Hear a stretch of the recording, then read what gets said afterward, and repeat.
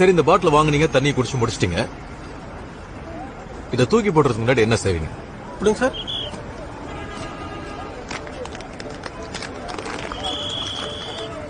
அவ்வளோதான் சார். அவ்வளவுதானா?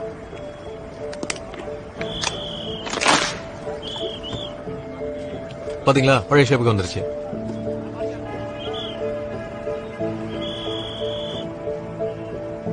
இப்படிதான் இவங்க உங்களையும் கவர்மெண்ட்டையும் ஏமாத்துறாங்க.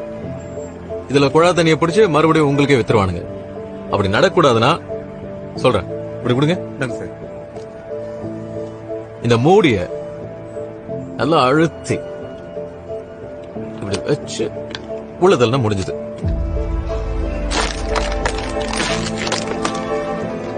அவ்வளவுதான். இதை யூஸ் பண்ண முடியாது. உள்ள இருக்க மூடிய வெளியே எடுக்கவும் முடியாது. சரியா? இப்படி பண்றதுனால நீங்களும் மத்தவங்களும் அழுக்கு தண்ணி குடிக்கிறத தடுத்துடலாம்.